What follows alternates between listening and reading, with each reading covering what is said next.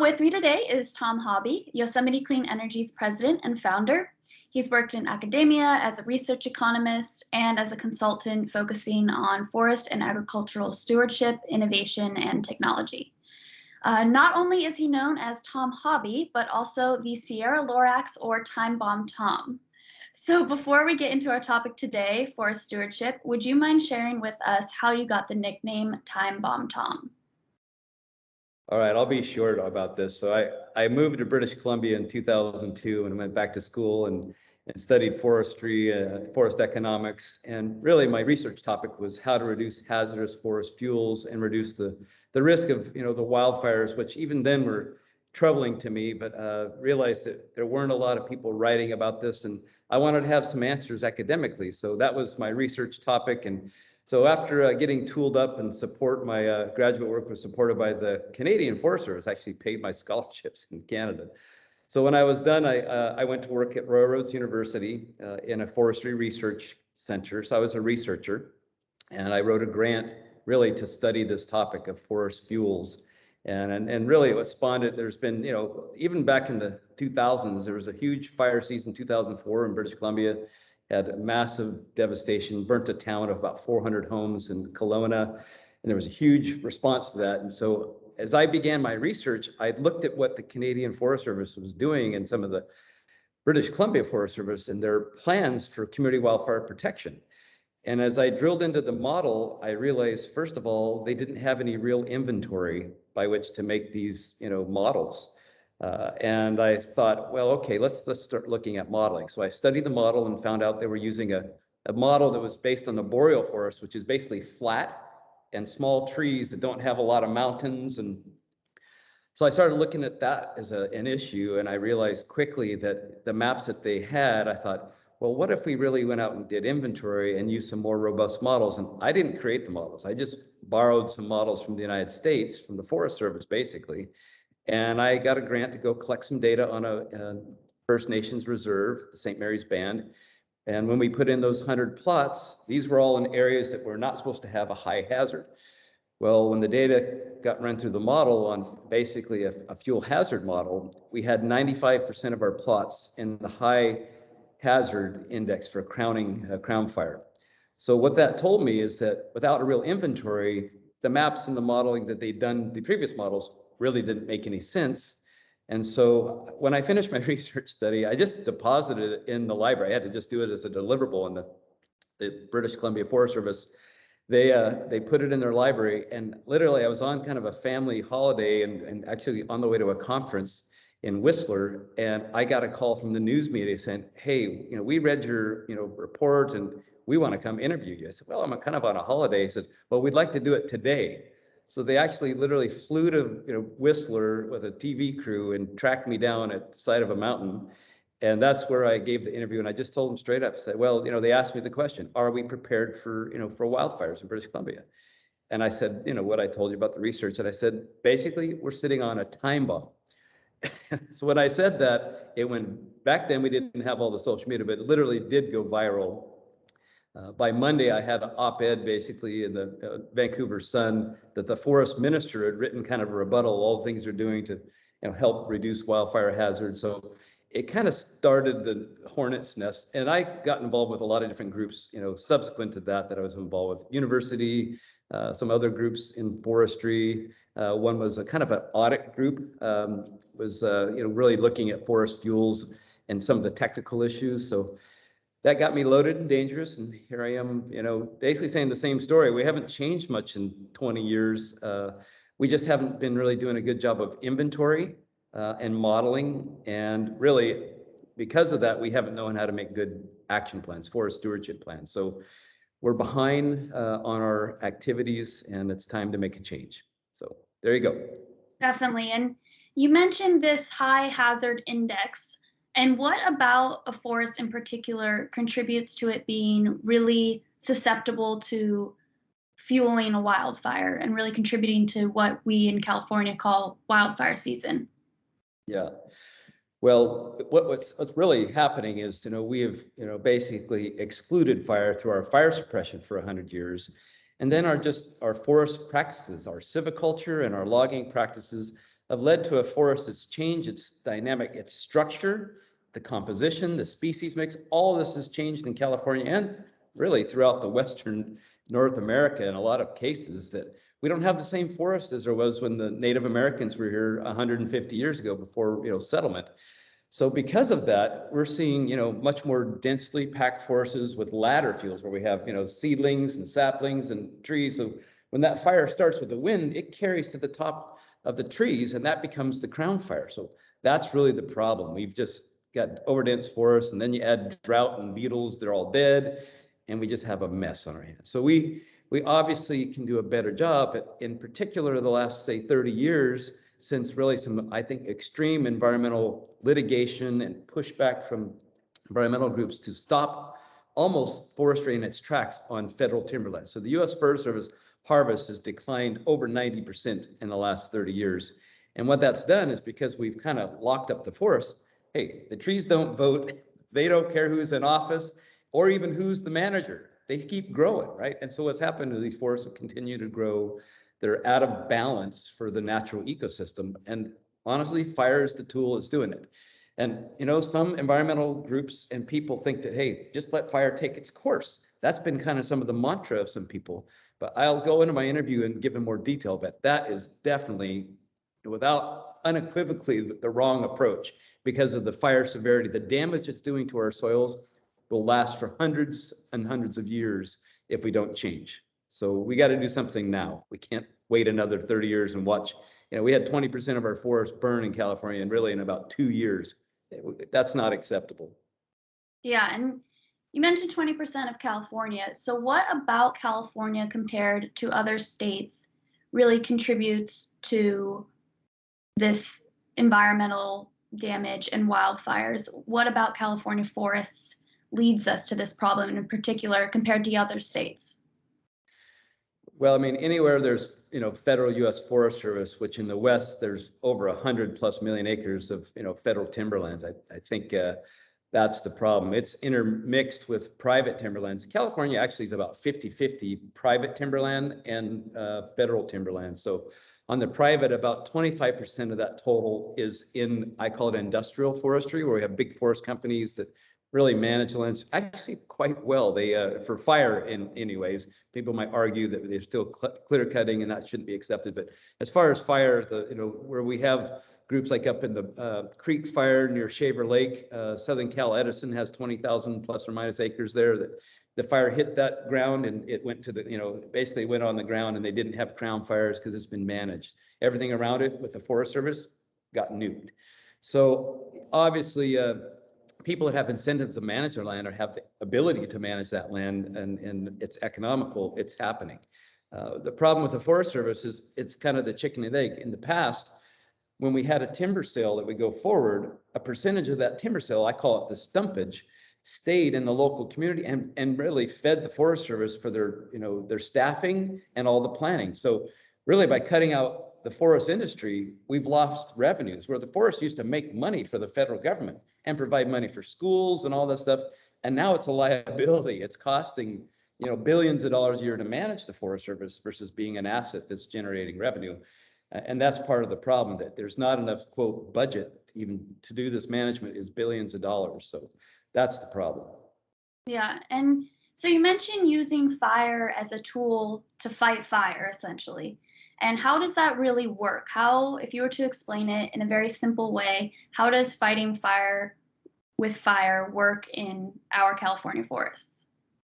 Well, I did a little stint with CAL FIRE, but it's been over 30 years ago, so I'm not an expert in this either. But basically, when you have a wildfire, if it's basically a ground fire, you can basically attack it with initial attack, which is with, you got a backpack on with a hose and a hose lay, and you lay out hose, and you got a bulldozer, you got a hand crew putting in line, and you can fight that fire from dropping the aerial drops from planes and on the ground crew. But if that changes to a crown fire, then you're really hooped. The wind speeds are going so fast and it's so dangerous. The only thing you can really do is just go a mile or further ahead to where you have a realistic ridge or a break, and you can start what's called a backfire. And what they do is they light the fire and it starts growing back down in, and you really, when you burn the fire into a fire, that's how you stop these fires. So what's happening is when these fires start now in California, and they're so big with crown fires, and the fire behavior is like, it's like a fire tornado. I've never seen fire behavior like that. I have a couple of my nephews who are in Cal Fire, and they've just had some pretty close call. One of them they had to escape the fire. They actually got encircled by a fire this year. Crazy, and it's just so dangerous for staff. And if I were an incident commander, I'd be like, hey, we got to protect our personnel. So if that means the forest is going to burn, you step back to where you know you can be safe enough to fight. And so what's happening is, because of these fires are getting so crazy in their fire behavior, they're just drawing big boxes around areas and, hey, here's where we have a layer of protection on ridges and where we can go. And they go there and they start trying to backfire. And if that doesn't work, they draw the next box, and it keeps going out like these concentric circles. So we're seeing like these 1 million acre practical fires. The Dixie fire was nearly 1 million acres. And the big fire over in the Trinity last year, I don't know what they called that complex, but the same thing. It was like a 1 million acre fire. It's crazy. And it's because we just don't have the ability to safely fight the fires that when they hit the crown fires, it's just too dangerous to fight with personnel. So for people who don't know, what is a crown fire? Great. So basically, a crown fire is when, the fire ignites, it'll start on the ground and it'll light the, I call it the litter. So the needles and brush that's on the ground, that'll start, and you'll start having that flame length will kind of, be because of the wind. If there's saplings there, it'll get into those saplings and start those trees on fire. And what really happens, I'm not a expert, but when you get a certain temperature, it's not just burning the wood that's there. It's actually the heat that's produced actually kind of explodes. The wood actually begins to off-gas, just like our gasification. Well, it's happening in the forest. We see, the trees literally ignite, like spontaneously, boom, they explode. And that goes to the next level. And if the wind's pushing, it goes to the next level. And that goes to the crown. It goes all the way from the seedlings to the saplings, all the way to the tall trees. At the tops of the trees start exploding. And then when the wind starts going, it's not even burning on the ground anymore. The crowns are burning. It explodes the crowns, the wind's carrying it, and then the ground fire is following behind it. And it's going, super fast. I mean, you can, cover a mile very quickly. I mean, these fires, within the one fire in my hometown, Mariposa, burnt 20 miles in a day, right to the creek of town. You think, okay, yeah, the fire's 20 miles away.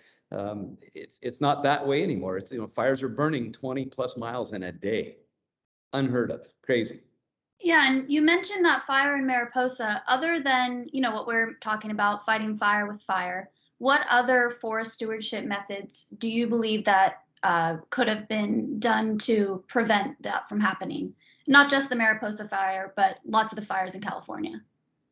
So let's step back and talk fundamentals for a minute. So the fundamentals have to start with good forest stewardship, right? That's number one. Number two is we need to have practical, I call it fire suppression, that's strategic. That means we have to have the right fuel breaks, and we're managing fuel loads, and we know really what the dynamics of that fuel type and those weather conditions and topography, all that stuff. There's models now that they can have on their laptops sitting in a pickup that can tell you what that fire is going to do. They can model the growth of these fires. It's really complicated, but they have the technology to do that now. So that's number two, is fire suppression. And really, I guess number three is kind of stepping back and, besides just forest management, is really the action. So how do we, implement this? So groups like the Fire Safe Councils, even back in the day, Cal Fire used to do prescribed burning. We would burn in the springtime. So we'd put in these fuel breaks or areas that were strategic, and we would do the burns in advance to have like buffers, so that if a fire did drop in a certain location, you had kind of, I call it speed bumps. You weren't going to see 1 million acres take off. That fire might be a couple thousand acres, but you had the speed bumps in place that you could really fight it. Basically, you had little boxes instead of having to go to these big giant, hundreds of thousands or even million acres that burn. So really, it's a matter of going back to, in some cases, some of the practices we had more than 30 years ago when we used to burn. So we need prescribed fire back on the landscape again, both, from the federal and I call it the private timberlands. We need a fire as a tool. And when we do that, it's going to be a lot smaller types of fires and a lot less smoke than we're seeing now, because really the elephant in the room is the smoke and the particulates from these wildfires and CO2 emissions.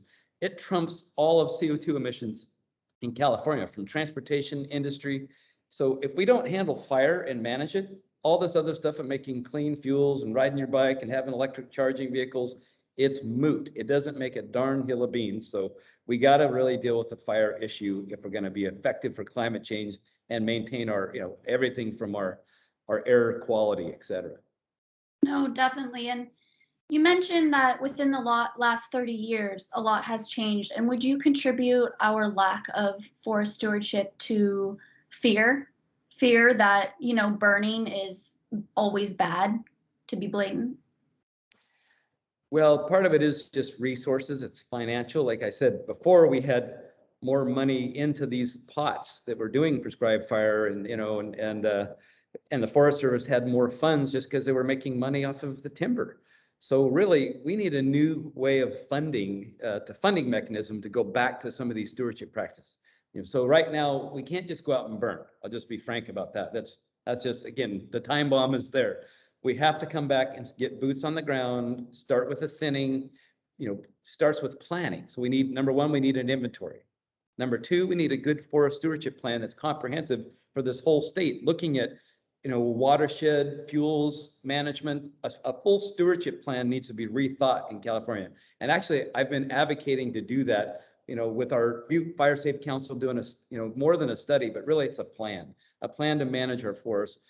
And the same thing, I've done the inventory and the planning for the Tahoe and the Plumas, but I'd like to do the whole, I call it the Sierra Front, basically the headwaters of all of our main lakes in California. It all needs to be maintained. And there's about 14.5 million acres that need some serious attention. I mean, that's more than my lifetime, but I mean, if we don't start tackling, like, the government says they want to do 1 million acres a year. Okay, that would take at least 14 years. That would be a miracle to do it. But, I want to be a part of that pendulum swinging and help through our company, Yosemite Clean, and other people that we're partnering with some of the forest stewardship contractors, the fire safe councils, the resource conservation districts, these NGOs, along with the Forest Service and CAL FIRE together, working together, I think we can start really tackling this, huge challenge. You mentioned the Butte County Fire Safe Council. And what does the relationship right now look between Yosemite Clean Energy as a company and one of over 200 fire safe councils in California?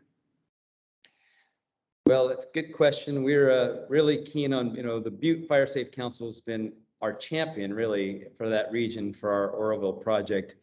We have an MOU with them, and we're really seeking them to be not just partners for biomass, but really participants as owners. So a lot of things there will be, part of it will be the planning. They have a pot of money already in hand to do some of this inventory and the forest stewardship plan. We can help them do that through my company, BioStewards, and some others, and hopefully the Cal Poly group of interns. We've started some of that already in our meetings. But that's one thing we do. And the second is, once Butte Fire Safe Council has the tools in hand, they can really be the community champions for I call it our private non-industrial timberland. So in the Sierras, about 25% of our land base are smaller landowners that don't have really any incentives. And because of the cost of doing even just the planning, to get a timber harvest plan or these plans in place is very expensive and cumbersome. And a lot of people that are in the Sierras are typically either on fixed income, they're retired, or they don't have a big balance sheet. So there's not enough incentive for them to do this. So they need a catalyst group like a Fire Safe Council working with Yosemite Clean to help them get the work done. And that's really a Butte Fire Safe Council. They'd like to see like 5,000 acres a year being done just with their projects, and a whole plant. I mean, we're offering a portion of this first plant, but it may lead to building another plant in Butte County just because there's so much wood there and their goals are really ambitious. And so these plants, essentially, you're burning wood for fuel.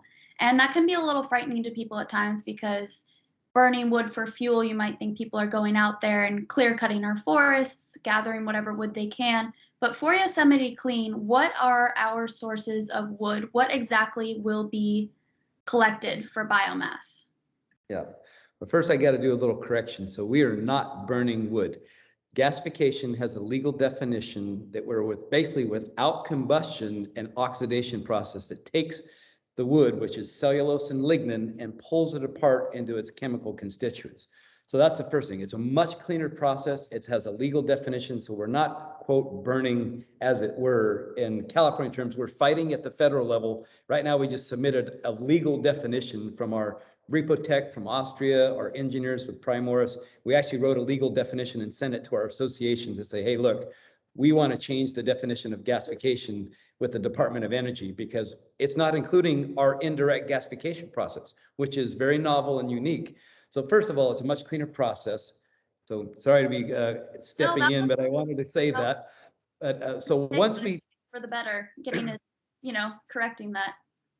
Okay, but once we get this woody biomass in our system, it's a really clean process. We can meet all the air requirements and all the sustainable requirements for how we produce the energy.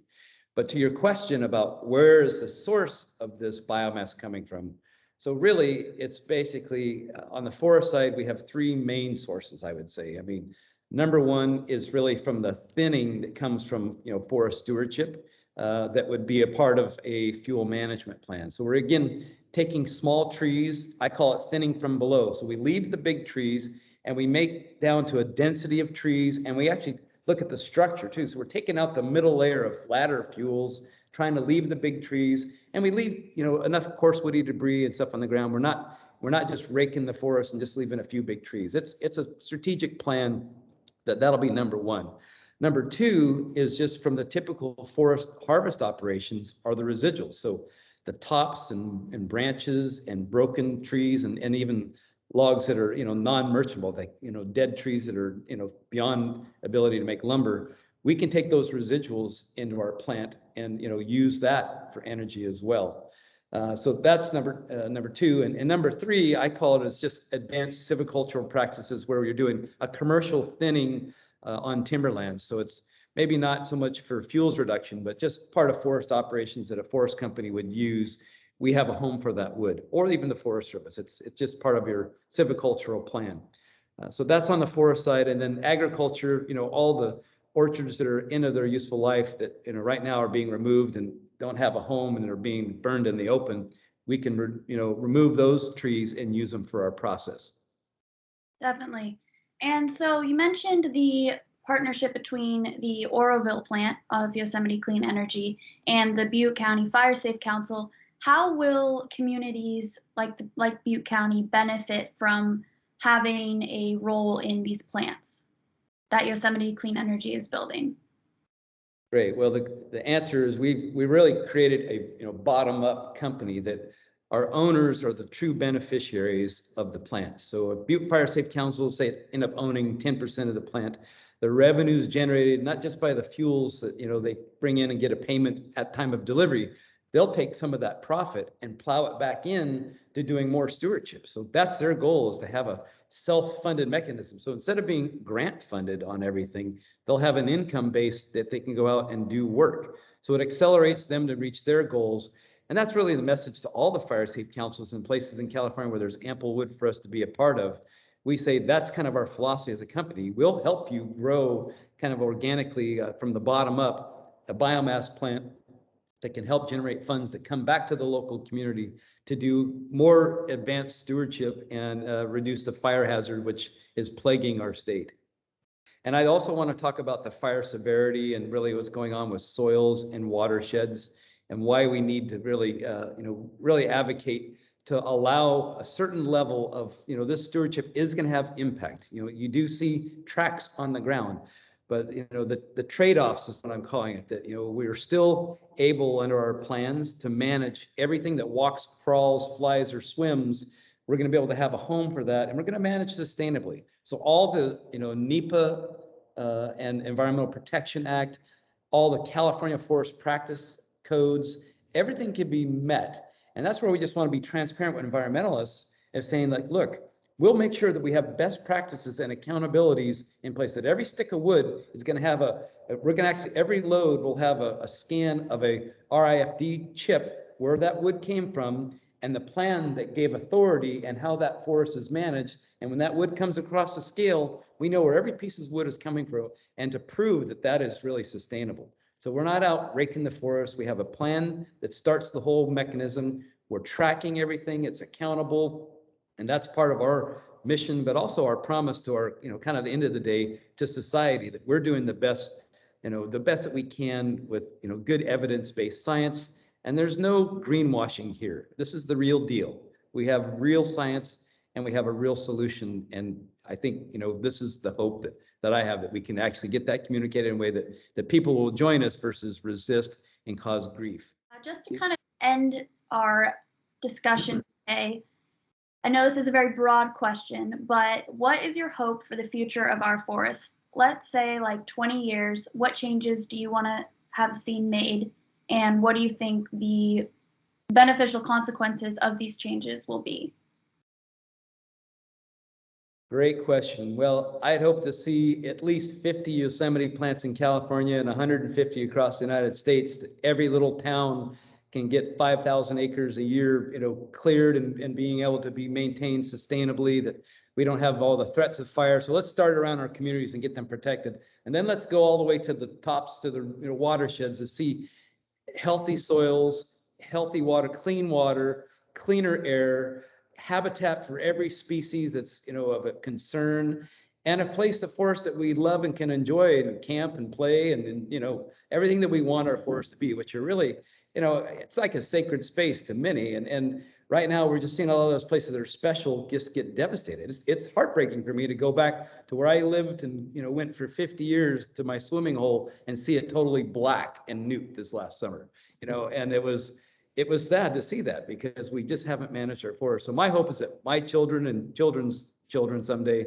can come into the forest across the Western United States and see a healthier ecosystem. And the only way to do that is start managing well and have an action plan that's really progressive and really economical, that we're not waiting for billions of dollars of subsidies, but we have a healthier, I call it triple bottom line approach, that can get this job done. And if I can put that on, part of my other part of the epitaph, then I think I will live, have lived a good life and left some legacy pieces for us and for our future generations. Well, that was a beautiful answer. I much appreciate your time today, and I look forward to continuing the conversation on kind of changing the narrative on biofuel and forest stewardship and the benefits of it. And for that, I just want to thank you, and I hope you have a wonderful rest of your day, Tom. Thank you.